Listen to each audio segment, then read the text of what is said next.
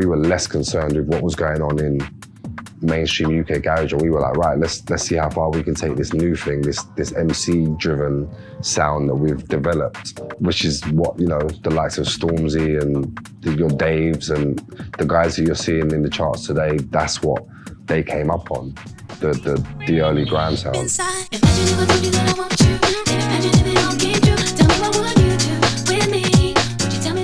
Garage music, it had its golden era. 1998, I think, till 2002. Those 4 years were its best, most solid 4 years. Do you remember the Demon Shadow dance? So it was like the So any music that you could Demon Shadow to, that was when garage started to take a darker turn. And I always say this to So Solid as well, they were part of that movement actually, because they kind of brought those darker beats with them as well. Once So Solid had come through and had their success, and then Pay As You Go had come through, and we had a bit, and you had More Fire Crew, you had Heartless Crew, all coming through and really changing the game and changing what UK garage sounded like, so much so that people started to describe our music not as garage anymore, but as this grimy garage, grimy sound, which eventually became just the word grime. For me, the combination is that we got garage and jungle and we kind of put them together, and then, yeah, we had that moment where we was in the garage scene delivering it, but what we was doing was creating grime. I know about being at the start of a scene when it's morphing into something else and you're seen as a disruptor or a troublemaker. So I also am not gonna level the blame at the feet of anyone, because this is just what happens when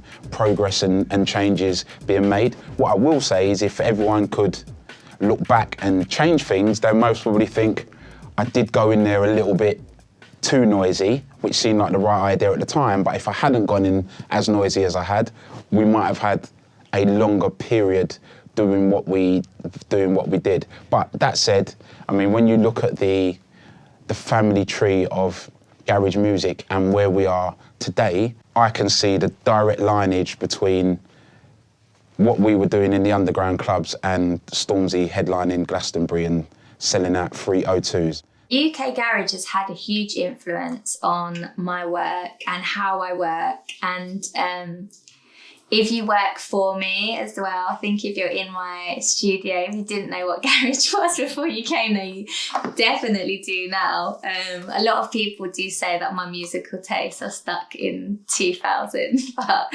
I don't care. Every Christmas party that we've had, I've had some sort of like garage rave, or someone performing, like Kele came and did a performance on our boat party one year. Tell me why, what you say? Alicia Dixon did a Mystique medley. That was probably one of the best days of my life. That was like...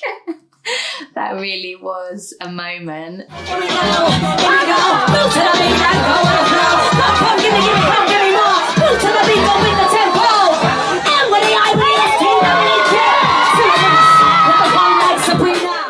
And we've had Heartless Crew.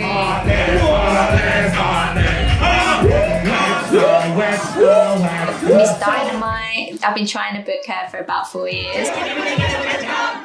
I think there's definitely a real trend at the minute for that kind of 90s, noughties, nostalgic kind of styling. Some of the biggest British pop stars in the UK today, like Georgia Smith, Mabel, they're definitely rocking like garage-inspired outfits. And I love to see it. It reminds me of those days. And I think, yeah, it looks fresh even now. Yeah, there's different types of like wavy garms customers. So you have like the proper wavy kids. I say kids, they're not kids at all, like 25, who like know they're so knowledgeable on these prints, like they are collectors. I think that's become a trend as well, like becoming a collector. When I first started doing it in like 2013, there was only a few people doing it, but now it's like loads of people have Geeneus archives. Just proper loud, ballsy, in your face. Like, oh my days, he's got off keys. What, is he wearing off-key Geeneus? As a culture, we are at Stormzy headlining Glastonbury. We are at massive crossover. Underground is now overground. For me, the future is to keep going and helping music develop and giving young people an opportunity to be heard. I think garage still plays a huge part in shaping like the music that we're listening to today. I think it was such an important part of how music evolved, British music, and even like, you know, Georgia Smith, got AJ Tracy. There's still garage songs that are being put out now. I reckon my first memory of garage was my sister banging out the So Solid Crew CD, and yeah, probably like hearing 21 Seconds. It was just sick. I was probably like 8 or 9 or something. I was just like, 21 Seconds. Found out the other day that when I was born in April 2000, Craig David was #1.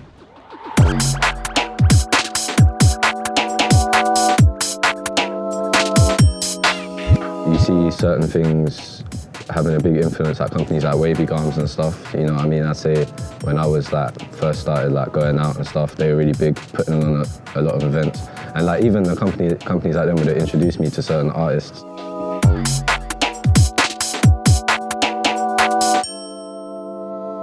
There's a lot of producers younger than me, you know, I'm only 19, but like, I'll be playing tunes on Rinse this week from people who are like 18, 17 making garage tunes. I don't know who inspired them to get into it.